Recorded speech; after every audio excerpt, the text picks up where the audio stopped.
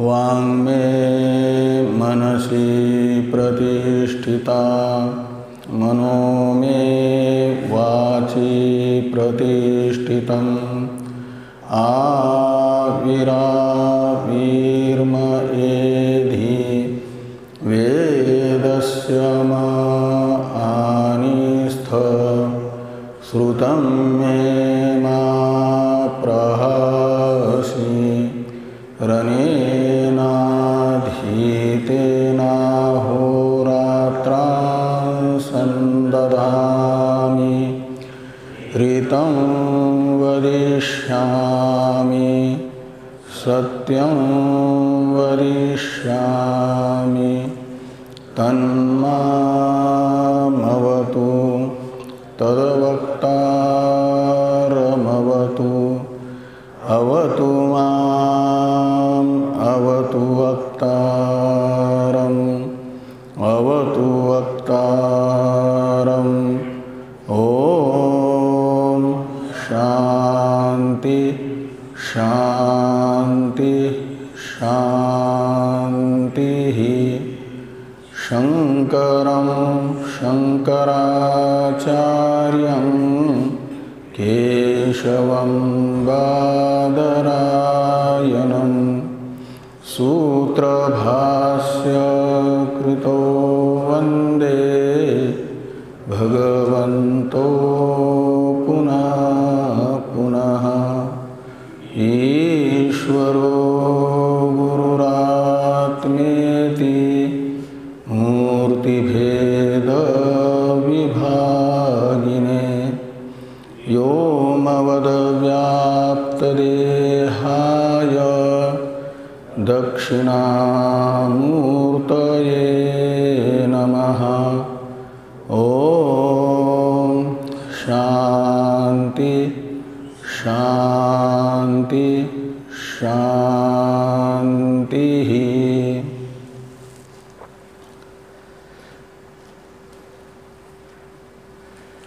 ऋग्वेदीय ऐतरेय उपनिषद के संबंध भाष्य की चर्चा हम लोग कर रहे हैं। संबंध भाष्य में भगवान भाष्यकार ने पूर्व में विद्वत संन्यास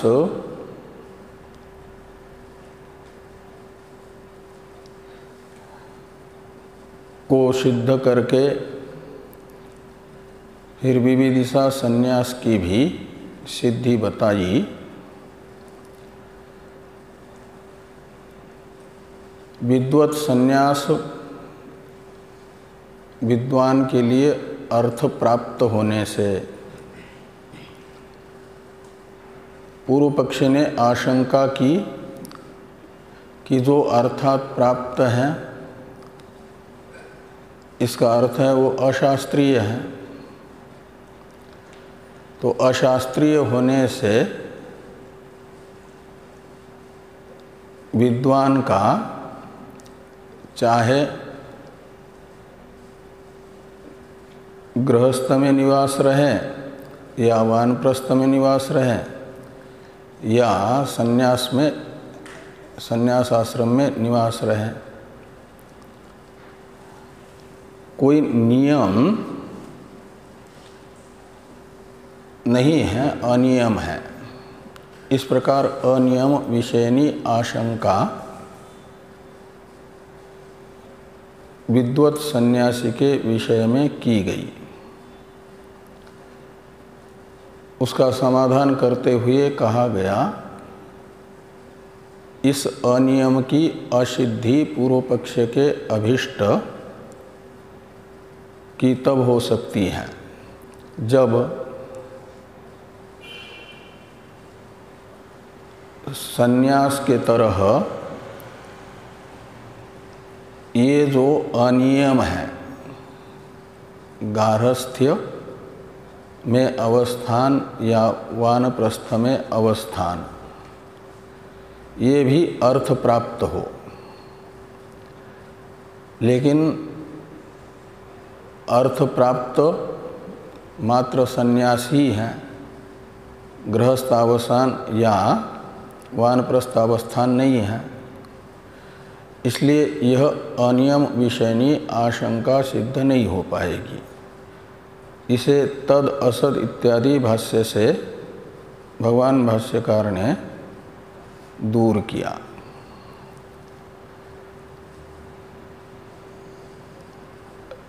फिर पूर्व पक्ष के द्वारा ये आशंका की गई कि यदि विद्वत संन्यास और अर्थ प्राप्त मात्र है, तब तो कोई नियम विधि विद्वान सन्यासी के लिए न होने से यथेष्ट चेष्टात्व की आपत्ति आएगी, स्वैराचारी बन जाएगा विद्वान। इस आशंका का भी समाधान करते हुए कहा गया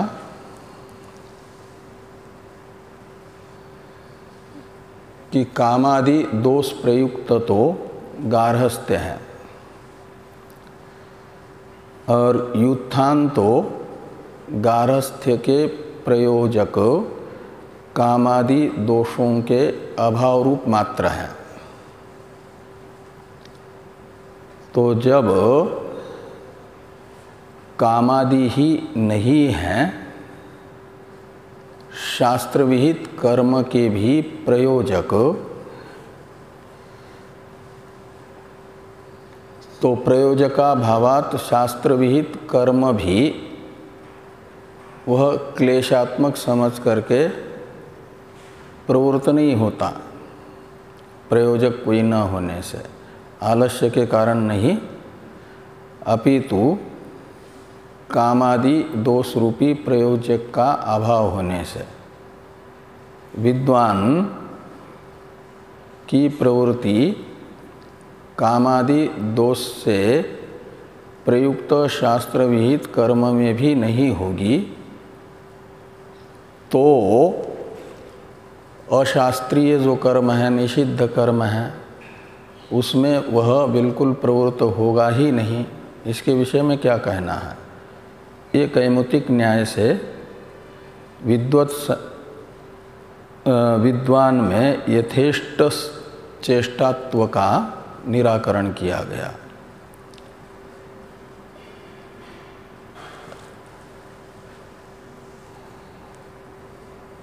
और ये जो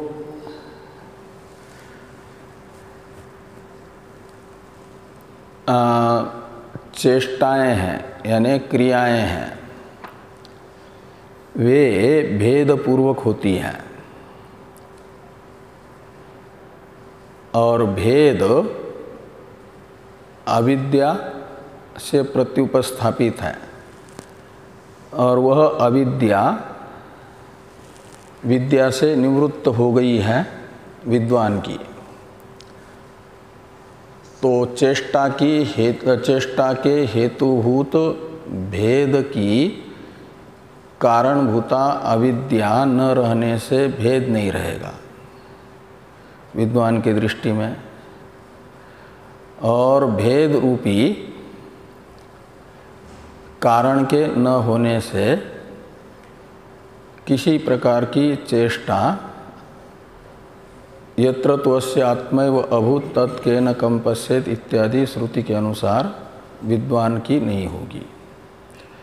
अद्वैत ब्रह्म में अवस्थित विद्वान निश्चेष्ट ही रहेगा। ये बताया गया। अब यत्तु इत्यादि जो भाष्य हैं, इसकी अवतरण टीका को देखिए। 24 नंबर पृष्ठ पर द्वितीय पंक्ति में टीका में है अवतरण। ननु विद्यया अविद्यायाः सहभाव श्रवणात् विदुषोपि तन्मूल कामादिकं स्याद् एव इति तन्निमित्ता यथेष्ट चेष्टा स्यात् इत्यत आह यत्तु इति।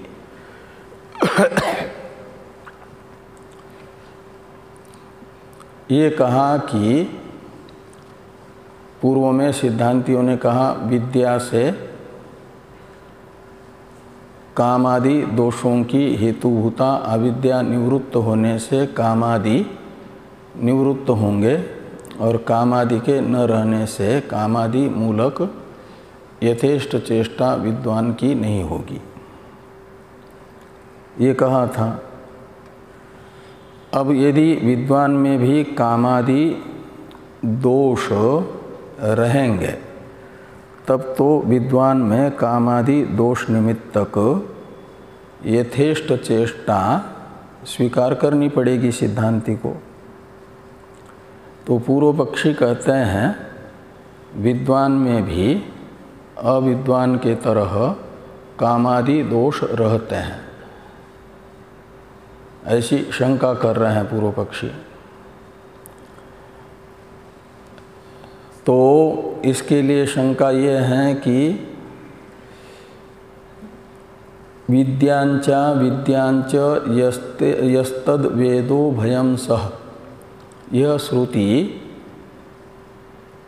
विद्या शब्दित ब्रह्म विद्या के साथ पूर्व पक्षी के अनुसार अविद्या का सह अवस्थान बता रही है। विद्या और अविद्या ये दोनों साथ साथ रहते हैं करके बता रही है यह श्रुति। विद्यांच यस्तद वेदो भयं सह, यह श्रुति विद्या अविद्या का एक पुरुष में सह अवस्थान बता रही है, युगपद अवस्थान बता रही है। तो इसका अर्थ हुआ कि एक ही पुरुष में, ज्ञानी में विद्या भी है और अविद्या भी है, दोनों युगपत रह रही हैं, विद्या और अविद्या। ऐसा इति यत, ऐसा समझना, ऐसा जो है। तो इसके विषय में कहते हैं न तत्र विद्यावतो अविद्यया सह, सिद्धांति कह रहे हैं कि यहाँ पर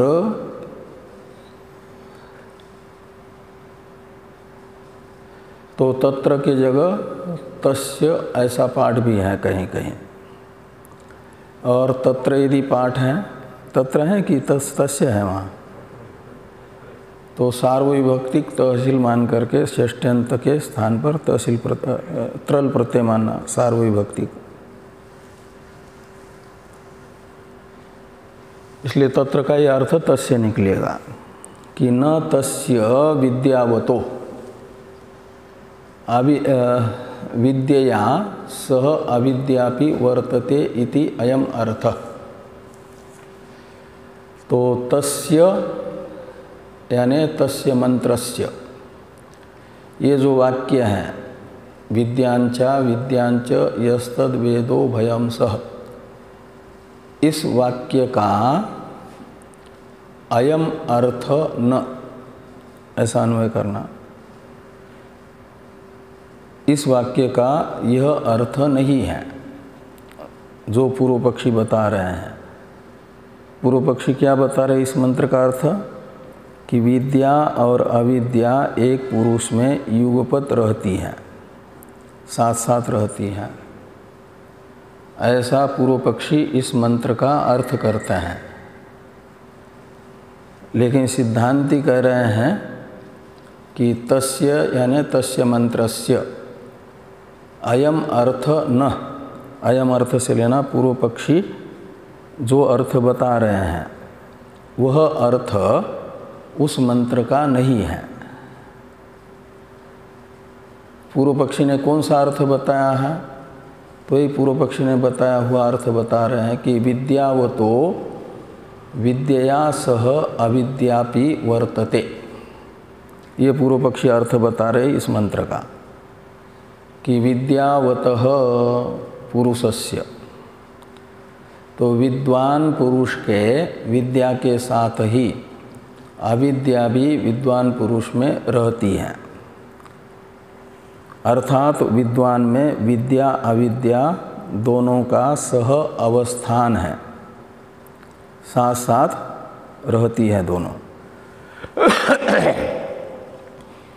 ऐसा जो पूर्व पक्षी अर्थ बताते हैं, यह अर्थ इस मंत्र का नहीं है। तो फिर पूर्व पक्षी पूछते हैं, हमने जो अर्थ बताया इस मंत्र का, एक पुरुष में युगपत विद्या अविद्या का अवस्थान रूप सह समुच्चय रूप, ये अर्थ नहीं है, तो कस्तरी यानी कस्तरी अस्य मंत्रस्य अर्थ, ये पूर्व पक्षी का प्रश्न है। तो तरही यानी हमने बताया हुआ अर्थ यदि इस मंत्र का नहीं है, तब तो आप बताइए कि इस मंत्र का क्या अर्थ है।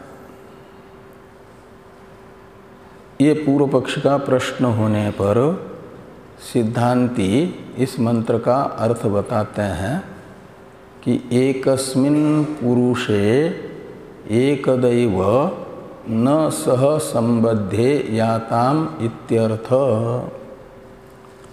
तो एकस्मिन् पुरुषे यानी एक ही अधिकारी में, एकदैव यानी एक क्षणावच्छेदेन, एक कालावच्छेदेन,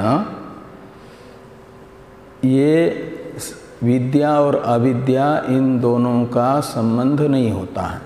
न संबद्धे याताम द्विवचन है, दोनों साथ साथ नहीं रहेगी विद्या और अविद्या।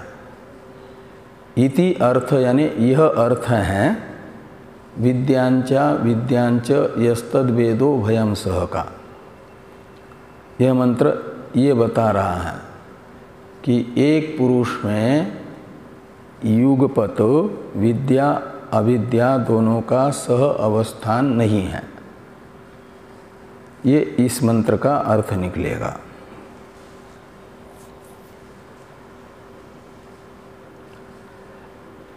यही इस मंत्र का अर्थ है, इसे युक्त दिखाने के लिए। पूर्व पक्षी जो अर्थ बता रहे हैं वह अयुक्त है इस मंत्र का, और सिद्धांती जो अर्थ बता रहे हैं वह युक्त है। इसे दिखाने के लिए युक्ति से सिद्ध करने के लिए दृष्टांत की ज़रूरत पड़ती है। युक्ति यानी अनुमान, तो अनुमान के लिए तो दृष्टांत वाक्य भी जरूरी होता है ना। तो दृष्टांत बताया जा रहा है कि यथा सुक्तिकायाम रजत सुक्तिका ज्ञाने एकस्य पुरुषस्य न वर्तेते, ऐसा लगाना। तो जैसे सुक्ति का रूप अधिष्ठान में, सुक्तिका के सामान्य स्वरूप विषयक ज्ञान हुआ, तो वह ज्ञान रजत को भी और सुक्तिका को भी विषय करने वाला ज्ञान है, ये नहीं कह सकते। या तो इदम अर्थ का रजतत्वेन रूपेण ज्ञान होगा, या तो सुक्तिकात्वेन रूपेण ज्ञान होगा। यह रजत भी है सुक्तिका भी है, ऐसा साथ साथ ज्ञान नहीं होगा।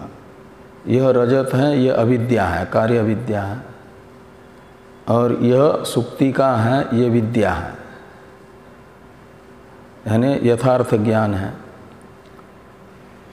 तो यह रजत है इत्याकारक भ्रमात्मक अविद्या, और यह सुक्ति का है इत्याकारक परमात्मक विद्या, ये दोनों एक पुरुष में युगपत नहीं रहती है विद्या विद्या।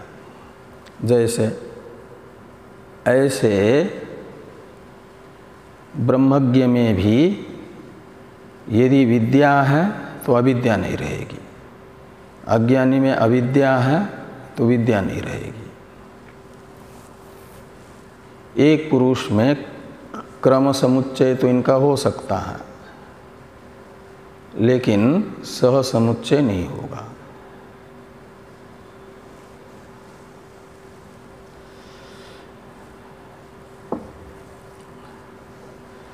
यहाँ इस वाक्य में यद्यपि ईशावास्य उपनिषद के भाष्य में भाष्यकार भगवान ने सह समुच्चय ही सिद्ध किया है ना, लेकिन वहाँ विद्या शब्द से उपासना को लिया गया, सविशेष विद्या ली गई।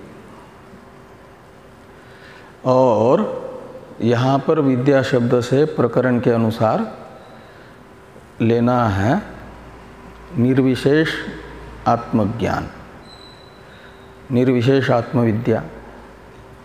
तो और वहाँ अविद्या शब्द से कर्म को लिया गया था, यहाँ पर भी कर्म को लेना। तो निर्विशेष आत्मज्ञान और कर्म, अविद्या यानी कर्म, इन दोनों का सह अवस्थान नहीं हो सकता एक पुरुष में। सविशेष आत्मविद्या यानी उपासना और अविद्या शब्दित कर्म, इनका तो सहभाव हो सकता है, साथ साथ रहना हो सकता है कर्म उपासना का, क्योंकि दोनों में अनुष्ठेयत्व रूप समानता है। दोनों पुरुष प्रयत्न साध्य है। एक मानस कर्म है उपासना, और कर्म है कायिक वाचिक।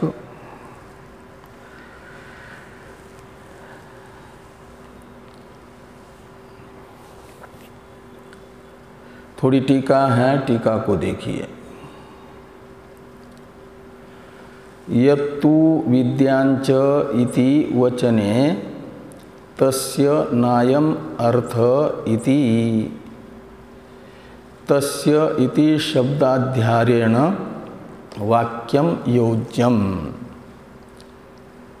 तो यत्तु विद्यांच इति वचने, वचने लिखा है ना कि वचनम लिखा, तो इसमें सप्तमी अंत है, वचनम है तो अच्छा ही है। तो यत्तु विद्यांच इति वचनम, नए पुस्तक में वचनम ही है ना, ठीक। तो तस्य यानी विद्यांच विद्यांच, यह जो वचन है उस वचन का अयम अर्थ न, ऐसा अन्वय करना है। तो तस्य शब्द मूल में नहीं है भाष्य में, उसका अध्यार करके व्याख्यान करना, ये टीकाकार ने कहा। अध्यारेण वाक्यम योज्यम।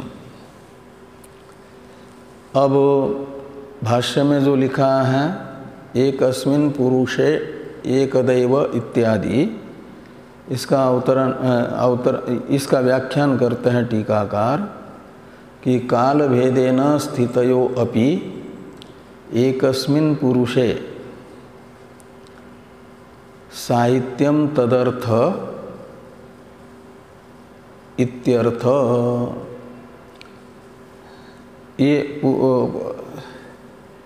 एकस्मिन् पुरुषे एकदैव न सह संबद्धेयाताम, इसका अर्थ कर रहे हैं टीकाकार कि काल भेदेन स्थितयो अपि। तो एकस्मिन् पुरुषे यानी एकस्मिन् पुरुषे काल भेदेन स्थितयोरपि, तो स्थितयो ये विशेषण है विद्या विद्ययो, ऐसा विशेष्य के रूप में अध्यार करना प्रकरण के अनुरोध से। तो एक ही पुरुष में काल भेद से स्थित अविद्या तथा विद्या होने पर भी साहित्यम तदर्थ, साहित्यम तदर्थ, ऐसा जो पूर्व पक्षी कहना चाहते हैं वह नहीं होगा। न है क्या कहीं ना कहीं?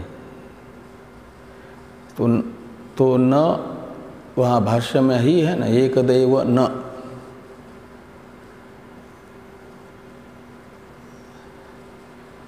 यानी क्रम समुच्चय तो है, साहित्य नहीं है का मतलब समुच्चय नहीं है, तो न का अध्यार कर लेना।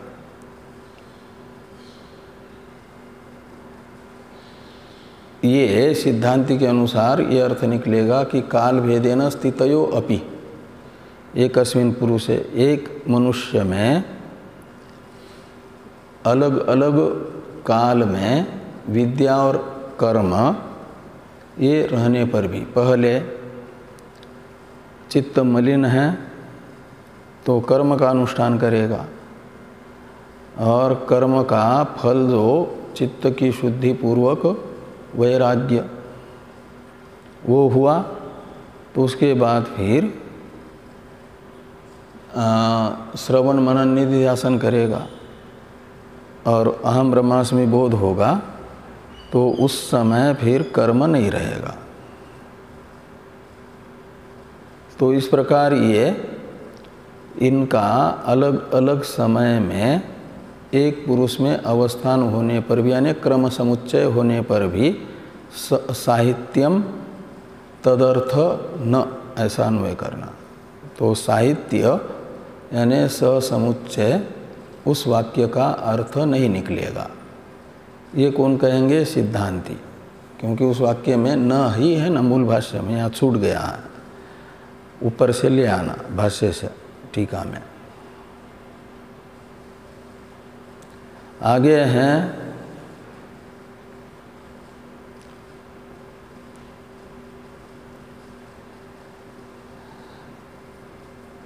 ये जो दूरम येते विपरीते विसूची भाष्य वाक्य आ रहा है, इसका अवतरण लिखते हैं टीकाकार, ननु साहित्यम न स्वरसम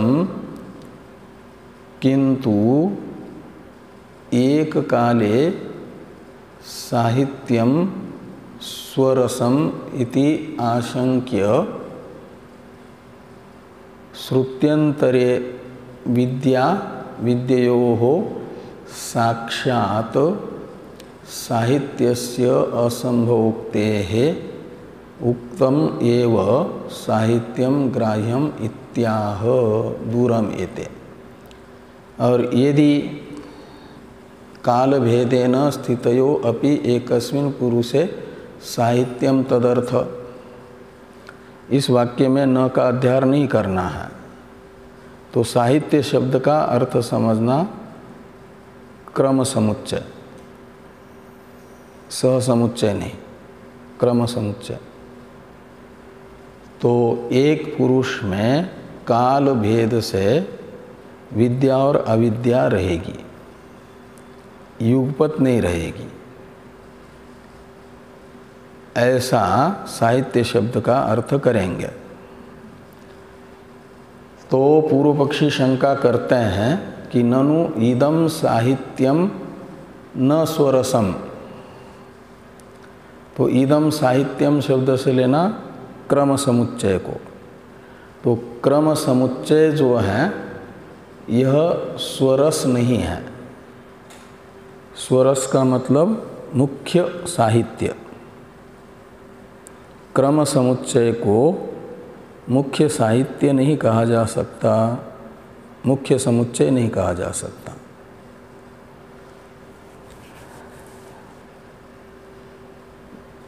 किंतु एक काले साहित्यम स्वरसम, तो कहा यदि क्रम समुच्चय मुख्य साहित्य नहीं है तो मुख्य साहित्य कौन है फिर?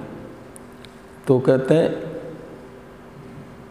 एक काले साहित्यम, काल भेदेन साहित्य नहीं, एक कालेन साहित्य, ये मुख्य साहित्य माना जाएगा। यानी मुख्य समुच्चय माना जाएगा। इस प्रकार की आशंका पूर्व पक्षी ने की। तो इसके उत्तर के लिए दूरम एते इत्यादि कठोपनिषद श्रुति को बताते हुए भाष्यकार भगवान लिखते हैं। इसलिए आगे लिखते हैं कि श्रुत्यंतरे विद्या विद्ययोः साक्षात् साहित्यस्य असंभोक्तेः उक्तम एव साहित्यम ग्राह्यम इत्याह दूरम एते इति। तो श्रुत्यंतर यानी कठश्रुति। तो कठश्रुति में साक्षात साहित्य यानी युगपत साहित्य, मुख्य साहित्य, उसे साक्षात साहित्य कह रहा है। तो विद्या और अविद्या का साक्षात साहित्य यानी मुख्य साहित्य संभव नहीं करके बताया गया। विद्या अविद्या में विरोध होने से अंधकार और प्रकाश के तरह इन दोनों का जैसे सह अवस्थान एक स्थान पर नहीं होता,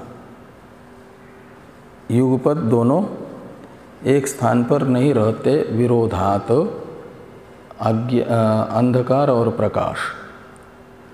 ऐसे ही विद्या और अविद्या का अंधकार प्रकाश के तरह परस्पर विरोध होने से ये एक पुरुष में युगपत नहीं रह पाएंगे, ऐसा बताया है कठश्रुति ने। तो जब श्रुत्यंतर ये बता रहा है कि विद्या अविद्या का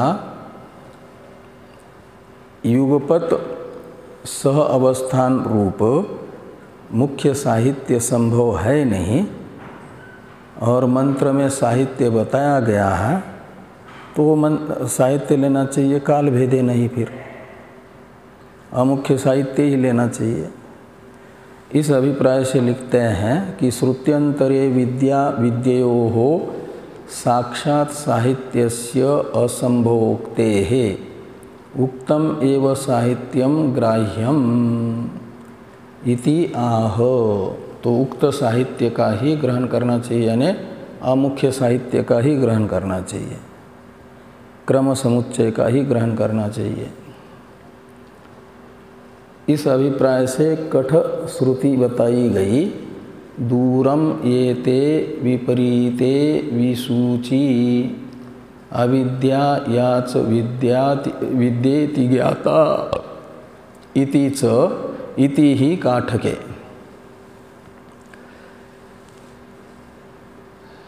तो एते यानी विद्या विद्ये, श्रेय और प्रेय शब्दित जो विद्या और अविद्या है, श्रेय शब्द से विद्या को बताया गया है, प्रेय शब्द से अविद्या को बताया गया है।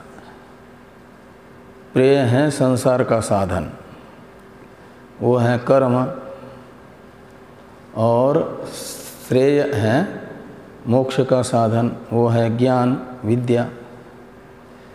तो इसलिए यहाँ पर एते शब्द से लेना प्रकृत श्रेय प्रेय शब्दित विद्या अविद्या। और ये कैसे हैं, तो कहते दूरम विपरीते, तो दूर से ही विपरीत स्वभाव वाले हैं, यानी इनका साधन भी, इनका अधिकारी भी और इनका फल भी अलग अलग है। इनका अविद्या का अधिकारी है कर्म स्वरूप का ज्ञाता, कर्म फल प्रेप्सु, समर्थ, अपर्युदस्त, इन चार विशेषणों से युक्त। विद्या का अधिकारी है नित्यानित्य वस्तु विवेक, वैराग्य, समाधि, षट संपत्ति, मुमुक्षा से संपन्न।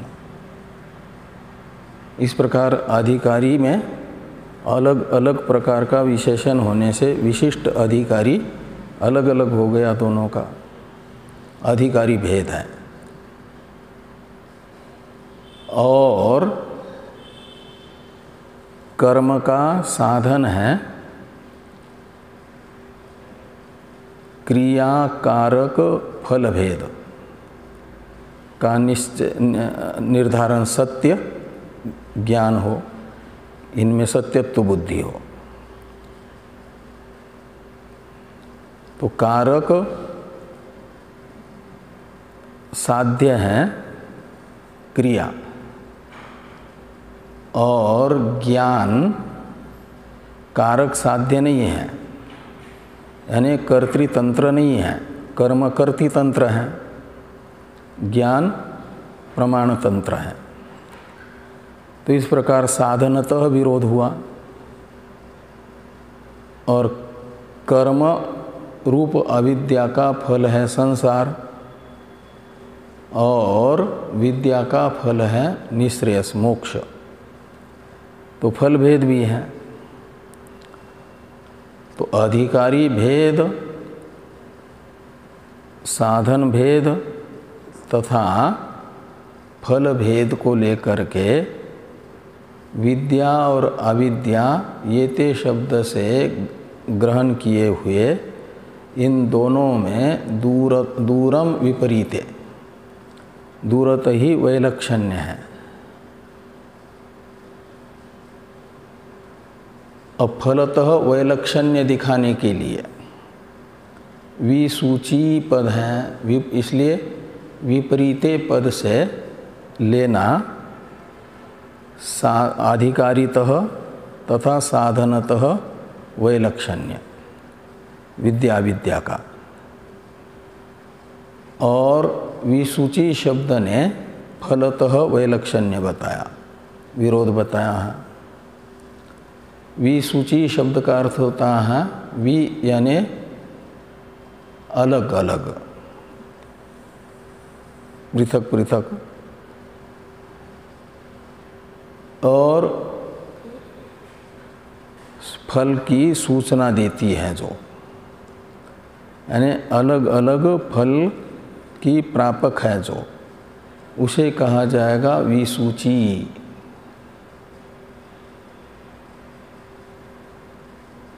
विश्वं यानी विरुद्धम विपरीतम गमने ये यो ते विसूची, ऐसा अन्वय होगा, यानी ऐसा विग्रह वाक्य होगा कि अलग अलग फल के प्रति साधनत्वेन रूपेण अन्वय हैं जिनका, उन्हें कहा गया विसूची। का अर्थ है फलतः भी विपरीत है। तो इसलिए दोनों का विपरीते विसूची का अर्थ निकलेगा विद्या और अविद्या का विरोध होने से, तीन प्रकार से विरोध होने से। कहे वे परस्पर विरुद्ध विरुद्ध कौन है? तो अविद्या याच विद्या इति ज्ञाता। तो जो अविद्या इस नाम से यानी कर्म इस नाम से शास्त्र में प्रसिद्ध है और विद्या इस नाम से प्रसिद्ध है, ये परस्पर विरुद्ध हैं। और जो अंधकार और प्रकाश के तरह एक दूसरे की विरोधी हैं, वे एक अधिष्ठान में नहीं रहेगी, एक पुरुष में इनका सह अवस्थान नहीं होगा। युगपत एक पुरुष में ये नहीं रह पाएगी।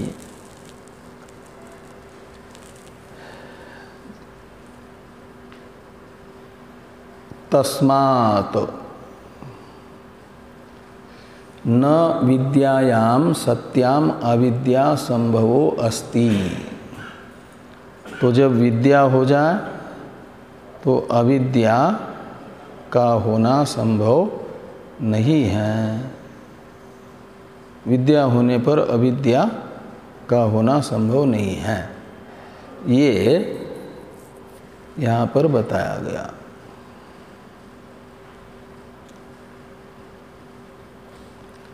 थोड़ी टीका है, इसका अर्थ करते टीकाकार विसूची पद का। तो टीका को देखिए, विसूची ये द्विवचन है, विसूची, उसका अर्थ कर रहे हैं विश्वक गमने यानी विरुद्धे इत्यर्थ।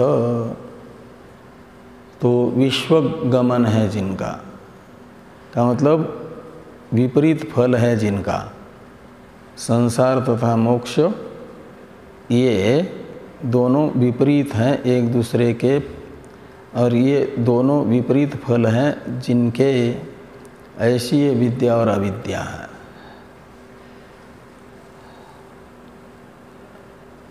अब तपसा इसकी अवतरण टीका है।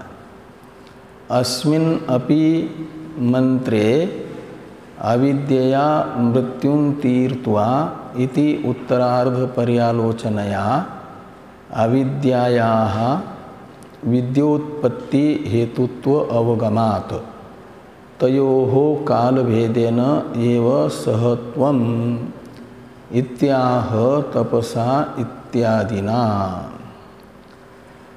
तो कहते हैं कठ श्रुति के आधार पर विद्या और अविद्या का मुख्य साहित्य संभव नहीं है करके बताया। अब कहते विद्यांचा विद्यांच इस मंत्र का जो उत्तरार्ध है, अविद्या मृत्युं तीर्त्वा विद्या अमृतमश्नुते, इस उत्तरार्ध का विचार करने पर भी विद्या और अविद्या का एक पुरुष में काल भेदेन ही अवस्थान सिद्ध होता है, युगपत अवस्थान सिद्ध नहीं होता, योगपद्य नहीं क्रम है, यही निश्चित होता है। इस अभिप्राय से लिखा कि अस्मिन् अपि मंत्रे, अस्मिन् मंत्र से लेना विद्यांच विद्यांच ये मंत्र, और इसका जो उत्तरार्ध है अविद्या मृत्युं तीर्त्वा, ये जो उत्तरार्ध है इसका पर्यालोचन यानी विचार करने पर अविद्या विद्या उत्पत्ति के प्रति हेतु है। अविद्या का मतलब यहाँ पर लिया जाएगा तपसा ब्रह्म विजिज्ञासस्व, इस वाक्य में बताया गया तपः पदार्थ विचारात्मक, और गुरु उपासनादि कर्म, ये अविद्या शब्द का अर्थ निकलेगा अविद्या मृत्युं तीर्त्वा में अविद्या शब्द का, तृतीयांत अविद्या शब्द का। इसे कह रहे हैं कि विद्योत्पत्ति हेतुत्व अवगमात अविद्याया। तो ये तप तथा गुरुपासनादि रूप जो अविद्या है ये साधन है ना, और साधन को अविद्यावस्था में ही किया जाता है, इसलिए ये अविद्या शब्द से कहा जाता है। जो साधन भाव है इसे भी कहा गया है अविद्या ही। नहीं तो विद्या तो विद्यावस्था में तो अद्वैत है ना, वहाँ तो मांडुक्य कारिका में कहा न कोई साधक है न कोई मुक्त है, वो तो अद्वैत मात्र है। वहाँ बद्धता सापेक्ष मुक्तता भी नहीं है, क्योंकि बद्धता हो तो मुक्त हो जाए, और साधक भी नहीं है कोई। साधन अवस्था है अविद्यावस्था। इसलिए तप और गुरुपासनादि कर्म ये दोनों साधन रूप होने से किसके? विद्या के। तो विद्या के साधन रूप होने से इन्हें माना जाएगा अविद्या शब्द से। और इस तप तथा गुरुपासनादि रूप साधन से विद्या उत्पन्न होगी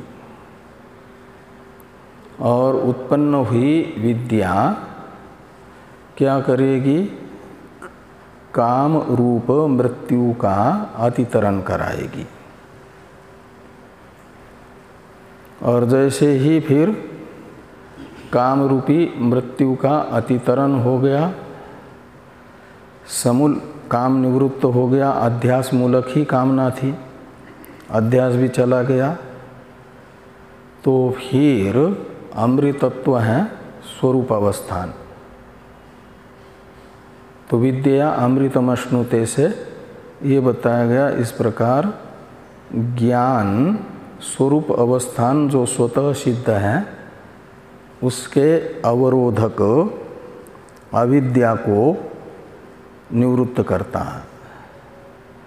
वो अविद्या है आवरण तथा अध्यास एवं अध्यास मूलक कामनाएं।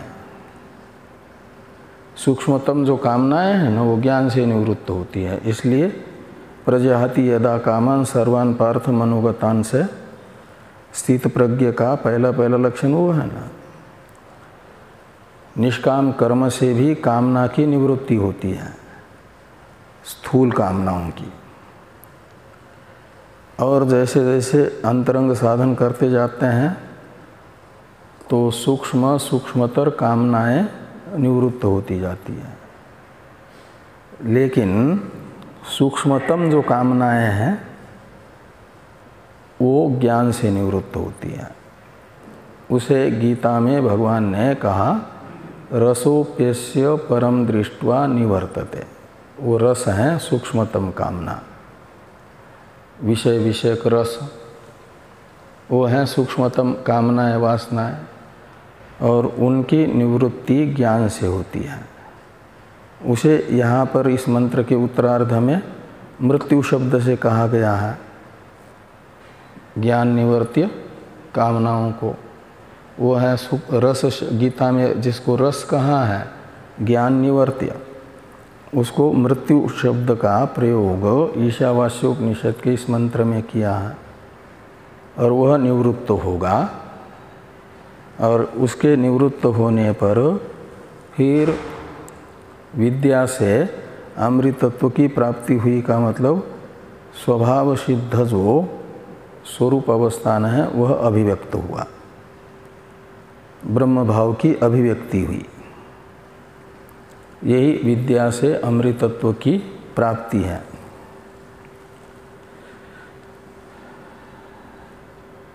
इस अभिप्राय से लिखा कि अविद्या विद्योत्पत्ति हेतुत्वात्, अविद्यायाः विद्योत्पत्ति हेतुत्व अवगमात्। ये किससे अवगत हुआ? अविद्या विद्या के उत्पत्ति का हेतु है करके। विद्यांच इस मंत्र के उत्तरार्ध से ये अवगत हुआ, उत्तरार्ध का विचार करने से। तो तयोहो काल भेदेन एव सहत्वम, सहत्वम का अर्थ है सह अवस्थानम, यानी साहित्य। वो कैसा? काल भेदेन एव, तो काल भेदेन ही साहित्य उनका समझना चाहिए।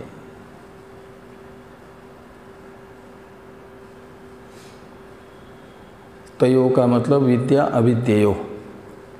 इस अभिप्राय से भाष्य में भाष्कर भगवान ये लिखते हैं कि तपसा ब्रह्म विजिज्ञासस्व इत्यादि श्रुते तप आदि विद्योत्पत्ति साधनम गुरुपासनादि च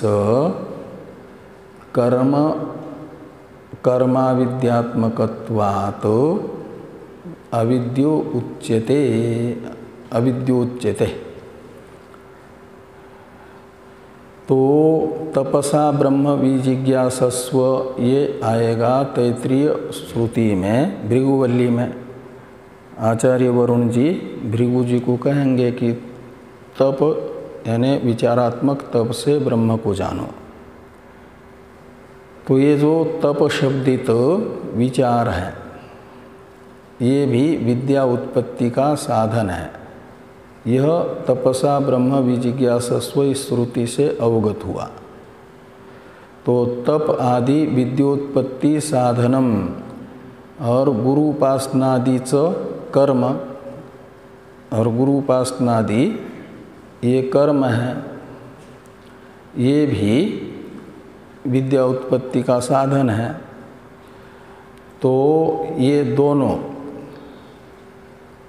तप तथा गुरु उपासनादि रूप कर्म ये अविद्यात्मक होने के कारण अविद्या मृत्युं तीर्त्वा में अविद्या शब्द से कहे गए हैं, अविद्या शब्द से कहे गए। तो इसलिए कहते हैं कि अविद्यात्मकत्वात् अविद्या उच्यते, इन दोनों को अविद्या शब्द से कहा जाता है।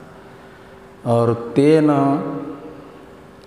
विद्याम उत्पाद्य, तेन यानि तप तथा कर्मरूप साधन से, अर्थात अविद्या से, अविद्या का अर्थ कर रहे हैं, अविद्या मृत्युं तीर्त्वा इसका अर्थ कर रहे हैं।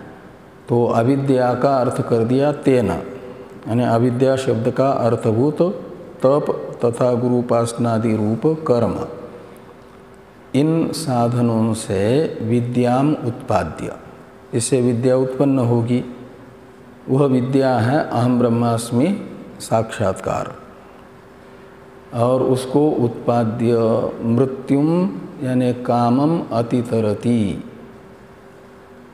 तो जो सूक्ष्मतम वासना है जिसे काम शब्द से कहा गया है, गीता में रस शब्द से कहा गया, उसका अतितरण यानी निवृत्ति कर लेता है। अंतःकरणस्थ सूक्ष्मतम वासनाएं निवृत्त होती यानी बाधित हो जाती है।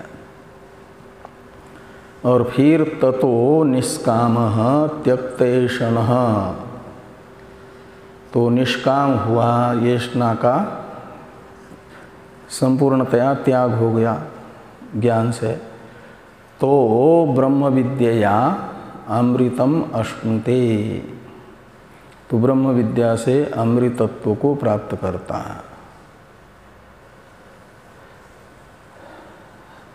का मतलब स्वरूप अवस्थित होता है, उसका नित्य मुक्त स्वरूप अभिव्यक्त हो जाता है, जैसे ही विद्या से आवरण भंग हो जाता है। इति एतम अर्थम दर्शयन आह, इसी अर्थ को बताते हुए कहा गया है अविद्या मृत्युं तीर्त्वा विद्या अमृतमश्नुते इति, ये उत्तरार्थ। तो उससे पहले टीका में ये था कि तेन विद्याम उत्पाद्य का अवतरण, अस्मिन् अर्थे मंत्रशेषोपि अनुगुण इत्याह तेन विद्यामिति। तो इस मंत्र में, इस अर्थ में मंत्रशेष भी अनुगुण है यानी अनुकूल है। मंत्रशेष है मंत्र का उत्तरार्ध। इस अभिप्राय से तेन विद्याम उत्पाद्य मृत्युम अतितरति इत्यादि अर्थ किया। अब साक्षात अविद्यायाः मृत्युत्वेन मृत्युतरण हेतुत्व अनुपपत्ते अविद्या शब्देन तप आदिकम एव उच्यते इत्यादि टीका वाक्य हैं। इसकी चर्चा हम लोग कल करेंगे। ओम शन्नो वाङ्मे मनसि प्रतिष्ठिता मनो मे वाचि प्रतिष्ठितम् आविराविर्म एधि वेदस्य म आनिस्थ श्रुतं मे मा प्रहासि रनेनाधीतेनाहोरात्रान् सन्दधामि ऋतं वदिष्यामि सत्यं वदिष्यामि तन्मामवतु तद्वक्तारमवतु अवतु माम् अवतु वक्तारम् अवतु वक्तारम्। ओम शांति शांति शांति। शंकरं शंकराचार्यं केशवं वादरायणं सूत्रभास्य कृतौ वन्दे भगवन्तौ पुनः पुनः। ईश्वरो गुरुरात्मेति मूर्तिभेद व्योमवद्व्याप्तदेहाय दक्षिणामूर्तये नमः। ओम शांति शांति।